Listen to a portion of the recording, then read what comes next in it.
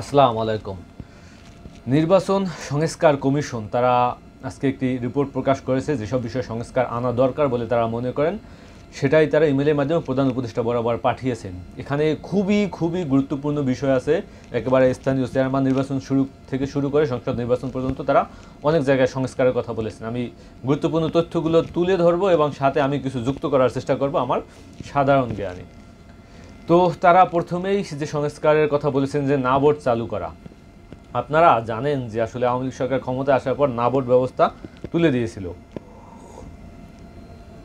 তো না ভোট ব্যবস্থা তুলে দেওয়ার পর পরবর্তীতে আমরা দেখলাম যে আপনার বিনা প্রতিদ্বন্দ্বিতায় আপনার সংসদ সদস্য নির্বাচিত হয়ে তারপর সংসদে গেছে, বাংলাদেশের নির্বাচন ব্যবস্থাকে কলঙ্কিত করেছে। তো সেই ব্যবস্থা আসলে সেই না ভোট ব্যবস্থা আপনার চালু করতে হবে। তারপর আসছে দ্বিকক্ষ বিশিষ্ট সংসদ চালু করা।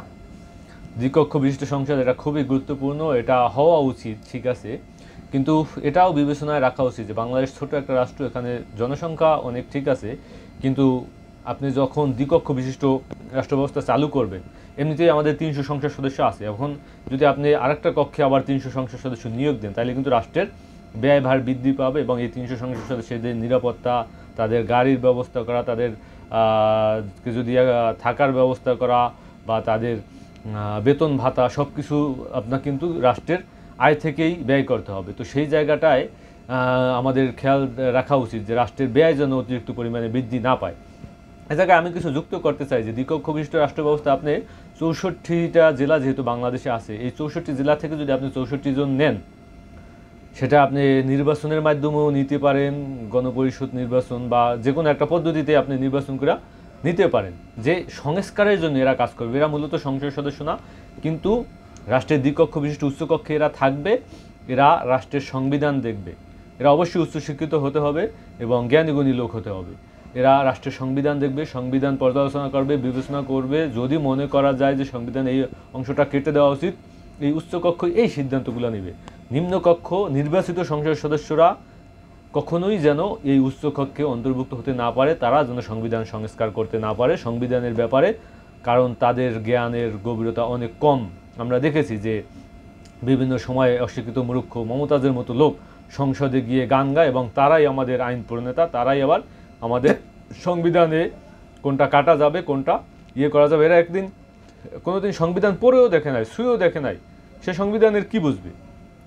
তার হাতে যদি সংস্কার যায়, তারা যদি ভোট দিয়ে এই সংবিধানের আইন বাতিল করেন আবার যুক্ত করেন, তাহলে সেটা আমাদের জন্য ভালো হবে না। এই জন্য একটা উচ্চকক্ষ দরকার, সেই সিদ্ধান্তটাই এই সংস্কার কমিশন নিয়েছেন এবং সুপারিশ করেছেন।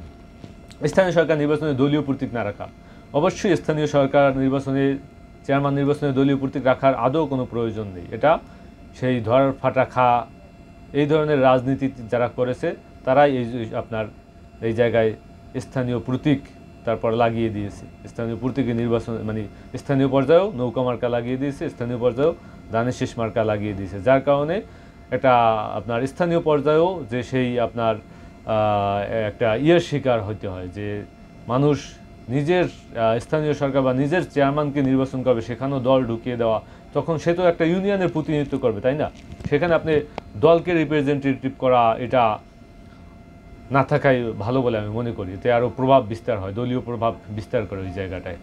দলীয় প্রভাবের বাইরে এসে একেবারে সাধারণ পর্যায়ে নির্বাচন করে তারপর স্থানীয় সরকার নির্বাচনটা সম্পন্ন করা উচিত। রিটার্নিং জাতীয় সংসদ ও সব নির্বাচনের রিটার্নিং কর্মকর্তা হিসেবে জেলা প্রশাসকের বদলে নির্বাচন কমিশনের নিজস্ব কর্মকর্তাদের যুক্ত করার সুপারিশ করেছে। এটা খুবই গুরুত্বপূর্ণ। আপনার জানেন যে আসলে নির্বাচন কমিশনের যে নিজস্ব কর্মকর্তা, সেটা আসলে আমি জানি না ওই পরিমাণ জনবল তাদের আছে কিনা বা তারাই দেখে শুনে নির্বাচনটা করতে পারবে কিনা, কিন্তু এখানে একদিনে যখন নির্বাচন করা হয় প্রায় 10 থেকে 12 লক্ষ লোক এই নির্বাচন কমিশনকে অতিরিক্ত নিয়োগ দিতে হয়, যার ফলে রাষ্ট্রের একটা খরচ বৃদ্ধি পায়। অন্যদিকে দেখে নির্বাচনের কমিশনের নিজস্ব একটা শক্তি আছে, অর্থাৎ তারা কিন্তু সবসময় বেতন নেয়। তো এই শক্তিটা বা এই যে আপনারা যারা দায়িত্ব পালন করেন সবসময় নির্বাচন কমিশনের একেবারে সরাসরি অন্তর্ভুক্ত, তো তাদের মাধ্যমে যদি আমরা নির্বাচনটা সম্পন্ন করতে পারি তাহলে কিন্তু রাষ্ট্রের ব্যয় অনেকটা কমে যাবে। যেমন মনে করেন বর্তমান নির্বাচন কমিশনের যে ক্ষমতা, তাদের যে কর্মকর্তা কর্মচারী আছে, তা দিয়ে চাইলে তিনি একসাথে আমি মনে করি একসাথে 5টা আপনার 2-3টা জেলায় সে নির্বাচন করতে পারবে সুন্দরভাবে, তাতে কোনো সমস্যা হবে না। তো এইভাবে যদি করে যে আজকে 3টা জেলায় নির্বাচন করলাম, আবার এক সপ্তাহ পরে অন্য 3টা জেলায়, যেটা পিনাকি একটা ভিডিওতে বলেছিল যে আপনি আজকে 10টা উপজেলায়, তিনি বলেছেন যে 10টা জেলায় নির্বাচন বা 10টা সংসদ সদস্যে আজকে সংসদে মানে 10টা আসনে আজকে নির্বাচন দিল, পরবর্তীতে এটা গোনাটোনা করে সম্পূর্ণ এটার রেজাল্ট দিয়া তারপর এক সপ্তাহ বা 1 মাস, তিনি বলেছেন 1 মাস, আমি মনে করি এত সময় নেওয়ার দরকার নাই, 15 দিন গ্যাপ দিয়া আবার 10টা সংসদে 10টা আসনে নির্বাচন দিল। এই পদ্ধতিটা আমার কাছে খুবই চমৎকার লেগেছে তার, তিনি যে বলেছিলেন। তো এটা যদি করা যায় তাহলে রাষ্ট্রের ব্যয় কিন্তু কমবে এবং শুধুমাত্র নির্বাচন কমিশন কেন্দ্রিক, নির্বাচন কমিশনের হাতেই আসলে সমস্ত ক্ষমতা থাকবে। এবং এখানে আরও বলা হয়েছে যে নির্বাচন কমিশনের যে ক্ষমতা সেটা যেন বৃদ্ধি করা হয়, কারণ নির্বাচন কমিশন কোনোভাবে রাজনৈতিক দল দ্বারা বা সরকার দ্বারা যেন প্রভাবিত না হয়, শুধুমাত্র তাকে স্বাধীন ক্ষমতা দিতে হবে নির্বাচন করার জন্য। এখানে আমি আরও কিছু দাবি তুলেছেন যে আসলে ভোট বাতিলের ক্ষমতা, ভোট যাতে নির্বাচন হওয়ার পরেও নির্বাচন কমিশন যদি মনে করে যে না এই নির্বাচনটা সঠিক হয়নি, আপত্তি আছে বা এখানে একটা আপনার দেখা দিছে, তখন সে যে ভোট বাতিল করার যে তার যে ক্ষমতা সেটা যেন সে দেখাইতে পারে বা করতে পারে। এই একটা ভোট বাতিলের ক্ষমতা। ইভিএম আর থাকছে না, ইভিএম বাতিল হয়ে যাবে, এটাই তারা সুপারিশ করেছে। তো এরকমের গুরুত্বপূর্ণ কিছু বিষয় আমি আপনাদের সাথে উপস্থাপন করলাম। এরা প্রাথমিক পর্যায়ে আসলে প্রধান উপদেষ্টা বরাবর এই সংস্কার নিয়ে তারা আপনার সুপারিশ করেছেন। এখন প্রধান উপদেষ্টা দেখবেন, ভাববেন, তারপর আবার প্রধান উপদেষ্টা অবশ্যই রাজনৈতিক দলগুলোর সাথেও আলাপ আলোচনা করবেন,